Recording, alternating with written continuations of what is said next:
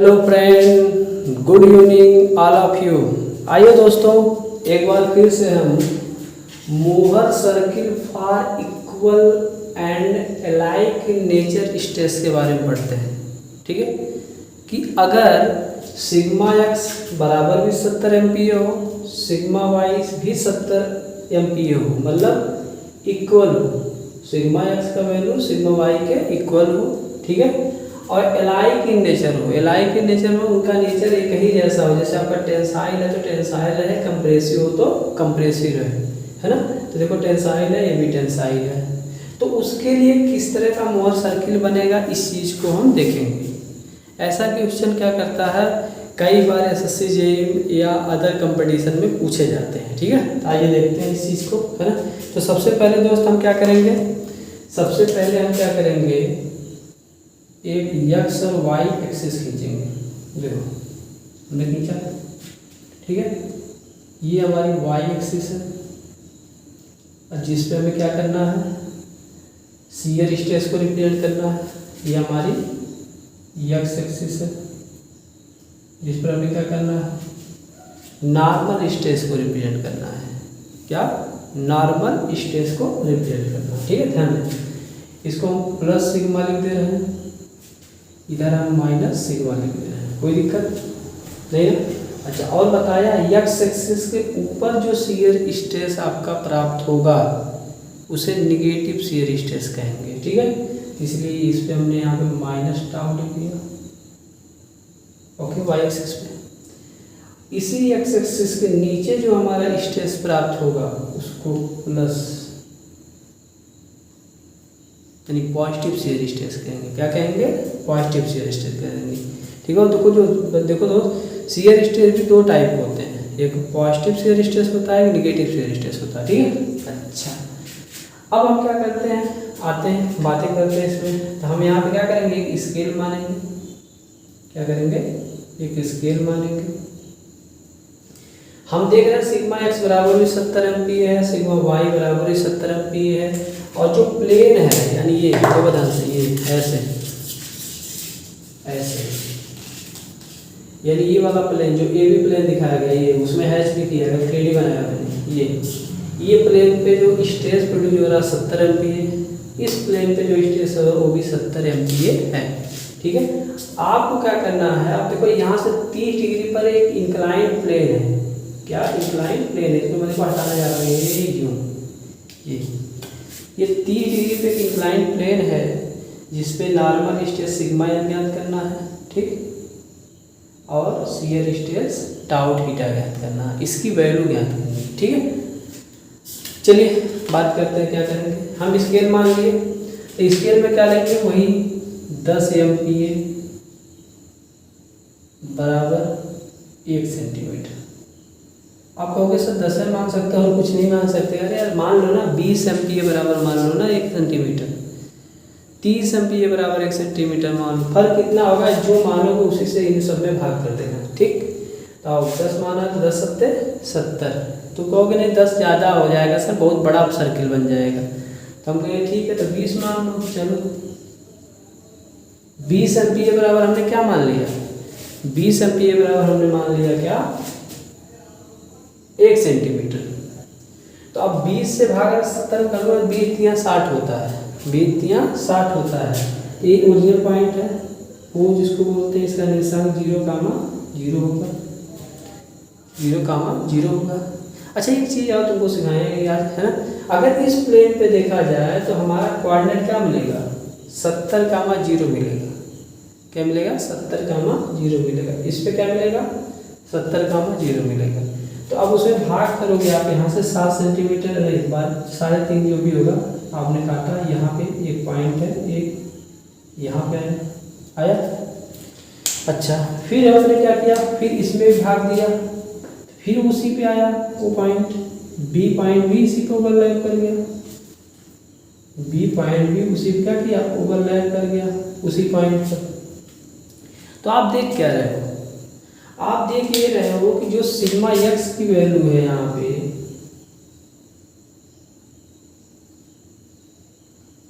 वही क्या है, सिग्मा वाई की वैल्यू अगर आप लेते हो देख लो मोहर सर्किल क्या है, एक पॉइंट को रिप्रेजेंट कर रहा है। मोहर सर्किल एक पॉइंट को रिप्रेजेंट कर रहा है, यानी मोहर सर्किल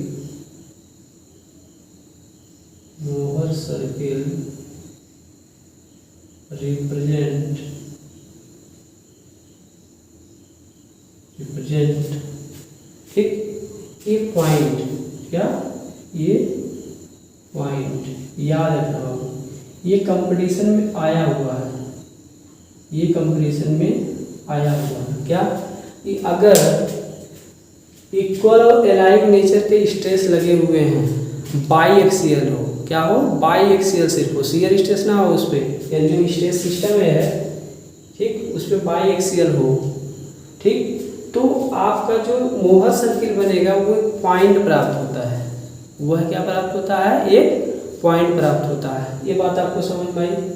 ये बाबू एसएससी जे में आता है, और भी बहुत सारे DRDO हुआ और सब जो मतलब होते हैं परीक्षा हमारे होते हैं UPT पॉलिसी, उन सब चीज़ों में बातें आती हैं। विकल्प दिया रहेगा तो आपका क्या है एक पॉइंट प्राप्त होगा। यहाँ तक तो बात समझ में आ गई, कोई दिक्कत तो नहीं होगा, हाँ बोलिए, कोई दिक्कत नहीं होगा। चलिए अब हम क्या करते हैं, क्वेश्चन में थोड़ा ट्विस्ट करते हैं। ये बात समझ में एक पॉइंट प्राप्त होगा, है ना। अब हम क्या करते हैं, इसका नेचर बदल देते हैं। क्या करते हैं, नेचर थोड़ा सा बदलते हैं। आइए हम क्या करते हैं, यहाँ से हम इसको माइनस कर लेते हैं सिग्मा वाई को, यानी इसको निगेटिव मान लेते हैं ठीक। ये यहाँ पे देखो क्या हो गया, मैग्नीट्यूड तो इक्वल है लेकिन ये अब लाइक नहीं है, अनलाइक बोला जाएगा। क्या बोला जाएगा वो, अनलाइक बोला जाएगा।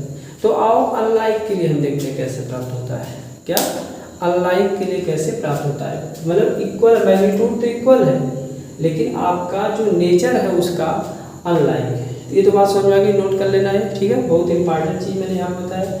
चलिए अब हम इसको फिर से मिटाते हैं। अब हम क्या देख रहे हैं, अब हम देख रहे हैं कि जो सिग्मा एक्स है, देखो जो ऐसा इधर बन रहा है वैसे आपको यहाँ भी दिखाया जाता है ठीक है। तो उसे घबराइएगा नहीं, सर यहाँ पे आपने नहीं दिखाया, ये +70 एम्पीयर इधर भी दिखा सकते हो और उधर आपको देखो माइनस में है ना। अब इसकी डायरेक्शन बदल जाएगी, इसकी डायरेक्शन ये हो जाएगी, मतलब इसका नेचर क्या होगा, कंप्रेसिव नेचर हो गया ना। माइनस चिन्ह हटा देते हैं ताकि आपको समझ में आए कंप्रेसिव नेचर का है। ये आप ऐसे करके सिग्मा वाई यहाँ पे भी दर्शा सकते हो, क्या 70 एम्पीयर। ये एरो ही बता रहा है कंप्रेसिव नेचर का, तो यहाँ आपने लिख भी दिया है ठीक है। अब चले बाबू, चलिए फिर वही प्रोसेस करेंगे।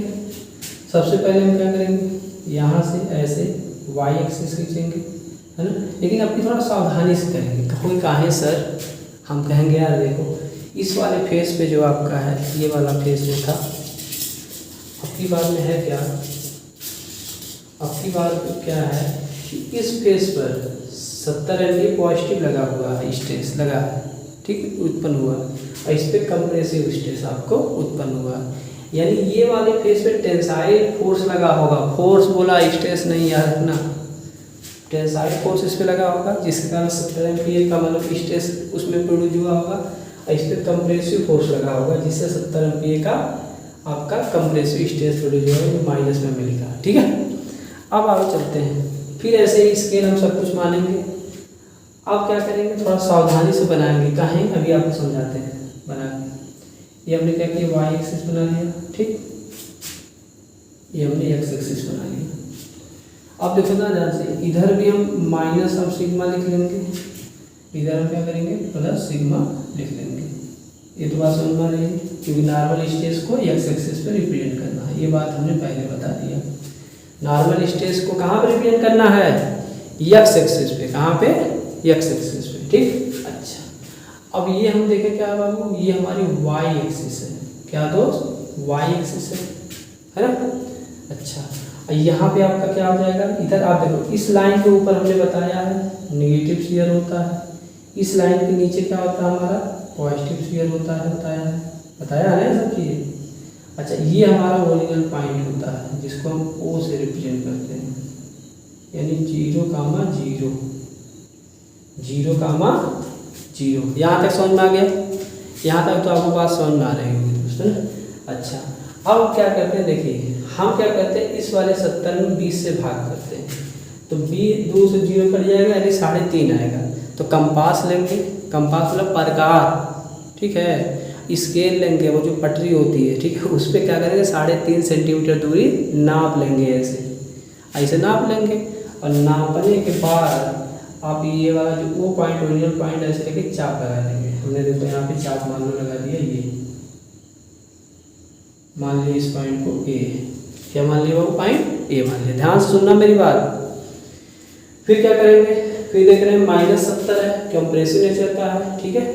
तो ये एक टेंसाइल नेचर का था ना, इसलिए आपका इसके इधर बना है, देखो वाई एक्सिस के इधर बना है, इसलिए तो प्रश्न दिखाया भी है। अब ये जो बनेगा -70 वाला, वो इसके इधर बनाना पड़ेगा 3.5 सेंटीमीटर। फिर 3.5 सेंटीमीटर लिया तो माइनस में आ गया ना, भाग करने पे -3.5 सेंटीमीटर आएगा। तो हम यहाँ से इधर 3.5 जितना दूरी इधर है उतना दूरी हमने इधर भी क्या किया, यहाँ से काट दिया। ये क्या हो गया, पॉइंट बी हो गया, ठीक। अच्छा आप बताओ मुझे एक बात, जितना दूरिया ये है उतने दूरिया तो ये है, हाँ? अच्छा अगर ये नहीं होती तो आप क्या करते, ए बी यहाँ ये या बी से आधे से अधिक दूरी लेते, दोनों तरफ चाप लगाते, इधर भी इधर भी। फिर उसी दूरी से इधर चाप लगा के आप उसका ए बी का क्या करते, मिड पॉइंट ज्ञात करते, मिड पॉइंट ज्ञात करते। फिर उस पॉइंट को कुछ नाम दे देते, जैसे यहाँ पे हम ओ पॉइंट नाम देंगे, क्योंकि दोनों बीच में पड़ रहा है, इधर 3.5 इधर 3.5, तो अब ये रेडियस बन जाती है। अब ओ ए या ओ बी को लेके आप क्या करते हैं, यहाँ से ऐसे सर्किल खींच देते हैं, ठीक है। तो हम सर्किल खींचने के लिए क्या करते हैं, हम यूज करते हैं क्या, अपना चौका, जिस पे रोटी बनाते हैं, ठीक है। आओ बनाते हैं उसको चौका से। ये मेरा चौका रहा, ठीक। अब हम क्या करते हैं, इसको यहाँ पे बनाएंगे। देखो हमने यहाँ पे ऐसे लगाया, ये ठीक है दोस्त। अब हमने क्या किया, ऐसे ऐसे ऐसे बना दिया। देखो सर्किल हमारे बन के तैयार हो गए, ठीक। अब देखो, अब हम मानेंगे कि ये वाला पॉइंट हमारा कौन सा था, ये बी पॉइंट था, ये वाला पॉइंट हमारा यहाँ क्या था, ये पॉइंट था। ध्यान दीजिएगा, ये पॉइंट, ठीक। अब देखो ध्यान से, अगर बाबू देखा जाए तो मैंने आपको जब जनरल केस इसका पढ़ाया है, जहाँ पे आपका ये जो स्टेज सिस्टम है, इसमें आपके जो पाई एक्सियल प्लस सीयर यानी कम्प्लेक्स की कंडीशन जो थी, है ना, उस समय ने पढ़ा था। इसमें सीयर स्टेज ऐसे लगे होते थे, इधर ऐसे लगा होता था, इधर ऐसे लगा होता था, ऐसे लगा था। उस कंडीशन जब हमने इसको पढ़ाया था आपको, तो आपको बताया था, उसे जनरल केस बोला था। उसे क्या बोला था, जनरल केस बोला था। अच्छा अब अगर ध्यान से देखो, ये 30 डिग्री थी, वाला 30 डिग्री बनेगा ये भी। तो यहाँ का जो एंगल 30 डिग्री है, यहाँ का एंगल जो 30 डिग्री है, इस प्लेन से यानी ए बी प्लेन से क्या कर रहा है, 30 डिग्री ऐसे इंक्लाइंड है। तो ए बी प्लेन क्या रिप्रेजेंट कर रहा है, यहाँ से ओ ए। अब ओ ए से क्या करो, 30 डिग्री पे एक लाइन खींचो, ओ ए से 30 डिग्री पे एक लाइन खींचो। तो 30 डिग्री पे नहीं खींचा जाएगा मोहर सर्किल में। हमने बताया है कि जो स्टेट ऑफ स्टेज जो होता है, यानी स्टेज सिस्टम में जो एंगल होता है, मोहर सर्किल जब खींचते हैं तो उसमें दुगना खींचते हैं। क्यों खींचते हैं, आप देख लो ना, यहीं पे आप देखो, इसको आपको इस पॉइंट में क्या नाम है आपका, इस पे जो स्टेज लगा हुआ इस पे, यानी ये क्या +70 है, +70 MPa और कामा 0, यानी सीयर स्टेज यहाँ क्या है 0, सीयर स्टेज क्या है 0 है। और यहाँ पे देखो इस वाले पॉइंट पे ये भी क्या है आपका है 70, यानी लेकिन -70 है आपका, या 70 दशा, क्योंकि इधर आपका क्या होगा वही होगा 70 कामा 0। तो ये सब क्या होंगे आपके, ये आपका मैक्सिमम सीयर स्ट्रेस होगा, ये मिनिमम सीयर स्ट्रेस होगा अभी, ठीक। ध्यान समझिएगा। अगर हम सेंटर की बात यहाँ करेंगे तो सेंटर हमारा 0,0 होगा, सेंटर हमारा क्या होगा 0,0 होगा। अभी सारी एनालिसिस करेंगे, पहले आप पढ़ लेते हैं। तो हमारा यहाँ से ओ ए आपका क्या होगा, ओ ए आपका ये प्लेन होगा, ए बी से आपका ये 30 डिग्री है। हम यहाँ से 60 डिग्री पे एक एंगल खींचेंगे, ये हमने 60 डिग्री का बनाया। ये जहाँ काटा इस पॉइंट पे नाम दे देते हैं बी। क्या नाम देते हैं, बी। कोई दिक्कत? बोलो, ये बात समझ में आई? हाँ, अब हम क्या करें यहाँ से, अगर हम यहाँ से चाहें तो ये ऐसे लंबा, इस पॉइंट को मैं मान लेता हूँ डी। क्या मान लेता हूँ? डी। तो यहाँ से आप देखिए ये आपका ऐसे हो जाएगा। ठीक, अब अगर आप बात करो मुझसे तो ये जो आपका पॉइंट मिलेगा सिग्मा एन कामा टाउ थीटा, सिग्मा एन कामा टाउ थीटा। आप ध्यान से देखिए यहाँ से O से D ये किस चीज़ को रिप्रेजेंट करता है? सिग्मा एन को। किसको? सिग्मा एन को। आप यहाँ से देखिए ये वाली जो दूरी है BD वो दर्शाती है किसे? टाउ थीटा को। आप देखिए यहाँ से O से B तक की दूरी को, तो ये दिखाता है आपको किस चीज़ को? सिग्मा R को, सिग्मा R। ठीक, तो अगर हम यहाँ से निकालना चाहें, तो सिग्मा एन, देखो सिग्मा एन अगर निकालना चाहते हो कुछ नहीं करना है, आप OD को नाप लो, OD को माप लो। मान लो सपोज डेट में मानता हूँ, आप नापिएगा, मैं अपने से लिख रहा हूँ, बता दे रहा हूँ भाई। मान लो आ गया कितना? 1.5 सेंटीमीटर। अब 1.5 सेंटीमीटर तो 1 सेंटीमीटर में 20 है, तो आप क्या करिए 1.5 में 20 का मल्टीप्लाई कर दीजिए, उतना MPa आ जाएगा। कोई दिक्कत? बोलिएगा। यहाँ तक आपको कोई दिक्कत हो रही है बता देना दोस्त, है ना? अच्छा, ऐसे ही टाउ थीटा का मान आपको निकालना है, शियर स्ट्रेस कितना होगा, ये सब कहाँ निकाल रहे हो पता तुम लोगों को? देखो ये सब आप निकाल रहे हो इस प्लेन पे जो आपका सिग्मा एन है उसकी वैल्यू आ चुकी है 1.5 इंटू 15 है, यानी 15 से 30 एम्पियर है। ये 30 एम्पियर इस पे क्या है आपका? Normal stress. अब शियर स्ट्रेस निकालने जाना लो, हम यहाँ से BD को नाप लें। क्या नाप लें? BD को। मान लो BD नापने पर आपका आया है 0.5, मान लो कहा मैंने इतना सेंटीमीटर, तो आप इसमें क्या करिए 20 का मल्टीप्लाई कर ले 20 एम्पियर का, फिर क्या आ जाएगा वो आपका 10 एम्पियर आ जाएगा। क्या आ जाएगा? 10 एम्पियर। तो आप देखिए यहाँ से जो शियर स्ट्रेस हो कितना मिल गया? 10 पे। कहाँ पे? जो इस पे लग रहा है, इस इंक्लाइन प्लेन पे पैरेलल जो, ठीक है। अच्छा, ऐसे अगर आपको निकालना है क्या? सिग्मा आर, तो सिग्मा आर के लिए क्या करो आप? OB को देख लो, OB को नाप लीजिए, तो OB कितना आ जाएगा? मान लीजिए मैं OB मान लेता हूँ 2 सेंटीमीटर आ गया, मान लिया मैंने, पहले बता रहा हूँ मैं, ये मत सोचना मैं नाप के यहाँ बना रहा हूँ। सवाल भी अपने लिया, समझा भी अपने, नापना भी आपको अपने आप बनाना, उसके बाद नापना जितना आएगा उसमें करना से आप स्केल अपने हिसाब से माने रहोगे। ठीक, तो क्या आ जाएगा आपका 2 गुणे कितना बाबू? 20, यानी आपका 40 एम्पियर। पहले बता दिया, ये मत कहना कि आप बगल लगाया उसका, पहले बता दे। ठीक, समझ में आया यहाँ से? अच्छा, ये सारी चीज़ें आ गई। अच्छा, अगर आपसे कोई पूछे यहाँ पे, चलिए ये आपको समझ में आ गया, वो हम मिटाने जा रहे हैं, ध्यान दीजिएगा।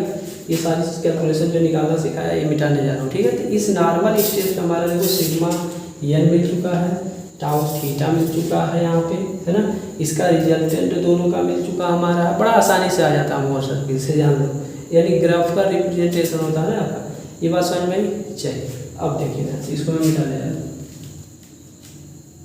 मिटा दिया इसको। अब देखो बाबू, अब अगर कोई आपसे कहे कि इसमें द मेजर प्रिंसिपल स्ट्रेस कहाँ होगा, देखो बाबू हमने आपको जनरल जब केस वाला पढ़ाया है तो उसमें बताया कि एक पॉइंट डी होता है। वीडियो आप पीछे वाला देख लीजिएगा तब आपको बहुत बेहतर समझ में आएगा। एक पॉइंट डी होता है जो इसकी फर्क पे ऐसे ऐसे ऐसे ऐसे घूमता रहता है, ऐसे ऐसे घूमता रहता है। तो यही पॉइंट घूमते घूमते जब यहाँ पे आ जाता है, यानी एक्स एक्सिस पे, एक्स एक्सिस से वाई एक्सिस है, एक्स एक्सिस पे आ जाता है, तो यहाँ पे शियर स्ट्रेस का मान 0 हो जाता है। देखो शियर स्ट्रेस का मान 0 है, और यहाँ पे भी एक्स एक्सिस ऐसे हो जाती है, यहाँ पे शियर स्ट्रेस का मान 0 हो जाता है, क्योंकि हमने ही आपको बताया है पहला जो कोऑर्डिनेट होता है वो भुज को दर्शाता है और दूसरा जो कोऑर्डिनेट होता है वो कोड को दर्शाता है। तो भुज जो होता है नॉर्मल स्ट्रेस को दर्शाता है, और कोड जो यहाँ पर होगी आपका क्या होगा, आपका शियर स्ट्रेस। जब शियर स्ट्रेस जीरो होगा तो इसका मतलब प्रिंसिपल प्लेन है। ये क्या है आपका, ये पॉइंट आपका दिखाया गया वो प्रिंसिपल प्लेन है, क्योंकि प्रिंसिपल प्लेन वो होता है जहाँ पे शियर स्ट्रेस का मान जीरो होता है। और किसी पॉइंट पे देख लो आप, मैं मानता हूँ यहाँ पे कोई पॉइंट है, यहाँ पे अब देखो यहाँ से लंबा कुछ आपका शियर स्ट्रेस मिलेगा, नॉर्मल स्ट्रेस घटेगा। ऐसे आप कहीं पे भी पॉइंट ले लो बाबू, इसमें कहीं पे भी मैं कह रहा हूँ, देखो कहीं पे भी ले लो, देखो ये सब चीज़ें वैसे लम डालते जाओगे, ऐसे जाओगे, ये लाइन देखो सबसे बड़ी मिलेगी, ये शियर स्ट्रेस की लाइन है। यहाँ पे शियर स्ट्रेस क्या होगा, मैक्स होगा, ये जो देख रहे हो आप, ये बात नहीं समझ आ रही है। आप यहाँ पे देखो शियर स्ट्रेस मान ऐसे ऐसे करते जाओगे तो यहाँ शियर स्ट्रेस मान क्या हो रहा है, जीरो हो जा रहा है। इसका मतलब ये क्या सिग्मा वन है, क्या है सिग्मा वन, जो वैल्यू कितनी यहाँ पे है 70 MPa, इतना है 70 MPa। इसी को कहते हैं द मेजर प्रिंसिपल स्ट्रेस। क्या कहते हैं, जब मेजर प्रिंसिपल स्ट्रेस। ठीक, अच्छा ऐसे ही अगर मैं बात करूँ सिग्मा 2 की, कोई पूछे सिग्मा 2 का होगा तो आप कहोगे सर वो मिनिमम होता है, तो आपका ये मेजर प्रिंसिपल स्ट्रेस हो ही गया। तो यहाँ से आपका देखो, आपका ये आपका 180 डिग्री पे बना हुआ है, यानी ये आपका बनेगा आपका तो -70 MPa जो आपका बन रहा है वो क्या होगा, द माइनर प्रिंसिपल स्ट्रेस होगा। क्या होगा, द माइनर प्रिंसिपल स्ट्रेस होगा। बोलो ये सब समझ में आ रहा है तुमको। अच्छा अगर हम शियर स्ट्रेस की बात करें तो टाउ की मैक्सिमम, टाउ मैक्स की यहाँ पर बात करूँ तो बाबू यहाँ से ये जो डिस्टेंस देख रहे हो, ठीक, वो क्या होगी, टाउ मैक्स होगी, यानी जो वैल्यू आएगी वो क्या आएगी आपके यहाँ से, देखो फार्मूला होता है sigma 1 minus sigma 2 by 2 tau max याद करो। ठीक, तो यहाँ पर अगर इसको निकालोगे आप तो ये रेडियस ही तो बनेगी, यानी यहाँ पे सिग्मा यार की वैल्यू ही क्या आ जाएगी आपकी, टाउ मैक्स की वैल्यू आएगी, टाउ मैक्स की वैल्यू आएगी। ये बात समझ में आ रही है तुमको, है ना। इस तरह से सारी चीज़ें आप आसानी से निकाल सकते हो, कोई दिक्कत होनी चाहिए, बताओ। अच्छा यहाँ पे सेंटर कोई पूछता है, सेंटर, तो सेंटर आपको क्या आ जाएगा बताओ, आपका यहाँ पे 0 कामा देखो 0 आया हुआ है, 0 कामा 0 आया हुआ है। ठीक, ये बात समझ में आई कि नहीं आई पहले बताओ।